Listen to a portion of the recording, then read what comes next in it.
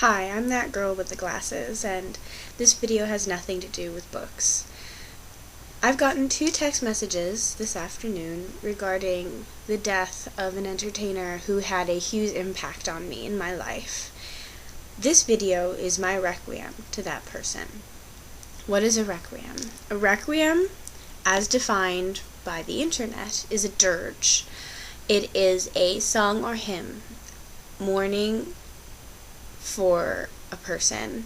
It's a song or a hymn composed as a memorial to someone, and this is my requiem because I cannot compose music. I can only sing, which I did for many, many years, partly because I was inspired by this entertainer. People write requiems for a lot of different reasons, for healing, for the healing experience of doing it, to have that memorial permanent there that they can always reflect on, listen to, watch. And I'm writing this for my own mourning. I'm videotaping this, actually. I'm videotaping this for that, and for other people who might want to look and see and find out if there are other people who feel the way they do. Obviously, I'm talking about Michael Jackson.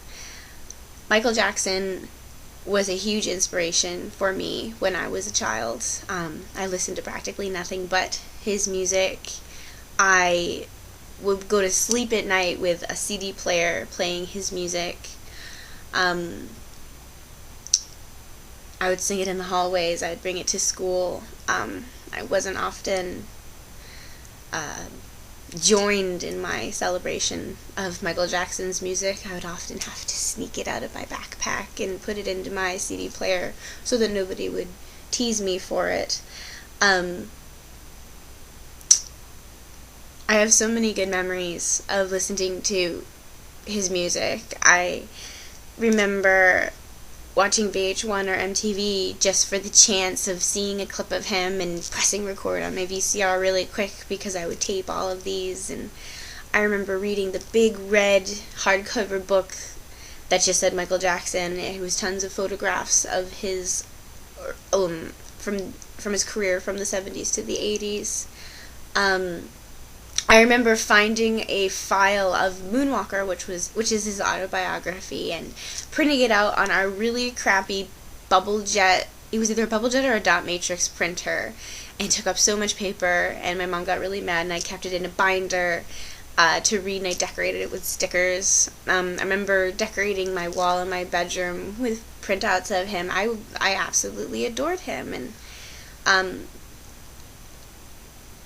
I think that I will always have a lot of admiration for this man who has left us.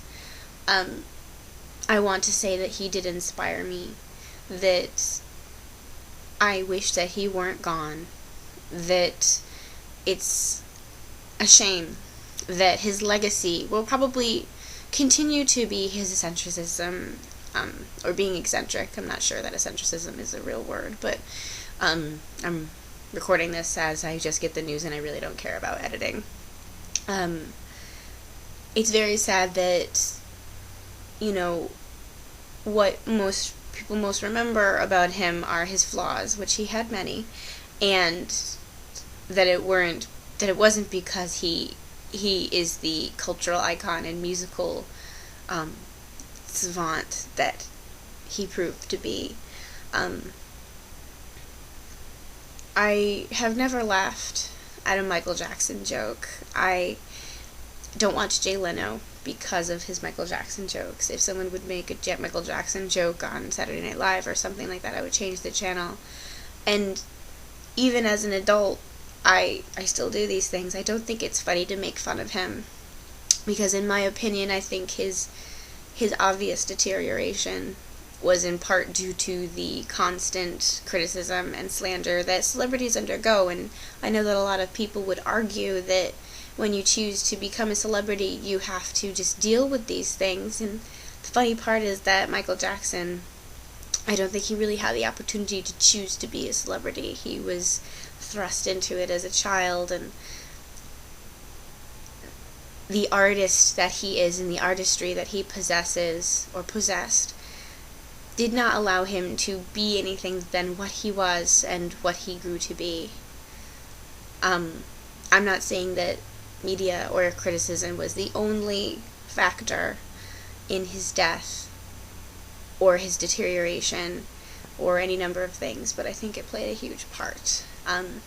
I want to remember Michael Jackson for the artist that he was, for his philanthropy, his caring for human beings, especially children. I'm not going to make a comment on his molestation charges at all. I want to remember him for being caring. I want to remember him for the songs that he wrote. I want to remember him for the feeling he would give me as a child as I would listen to his music and dance around my bedroom with a hat on, trying to emulate his dances. I want to remember him for how he inspired me and gave me the strength to be the person that I am, because I do credit him for that. And most of all, I want to remember him for what he's given to society and for the positive things, because I think that we've focused on the negative enough, especially myself. I want to offer my condolences to the fans who were going to go to his shows in July. I never got to see him in concert, and I deeply regret that, but I'm very sorry for you who were so close and now are so far. I want to offer my condolences to people who probably will not see this, like the Jackson family, Janet, LaToya, Jermaine, his mother and father, everyone. I want to offer my condolences to the children that he has, his former wives, and whoever else might prove to have been close to him. I want to say that this is the man that I performed Man in the Mirror for at a talent show when I was like 12. I want to say that this is the man that I had on a birthday cake when I was a kid. He really had an impact on me, and now he's gone, and all I have are those memories. I will not be making any more. I will never see him live, and those are my regrets. But I want to encourage everybody who has memories like these to remember your memories, and whatever media firestorm might come after his death, whatever money-making endeavors people try to go off of to reap the benefits of his passing, whatever ugliness you might see, remember your link to him. Remember what kind of feelings his music created in you, and don't let that go, because I don't think he'd want you to. Rest in peace. Even though you will never hear this, know that you did positively influence at least one life. Catch you on the flip side.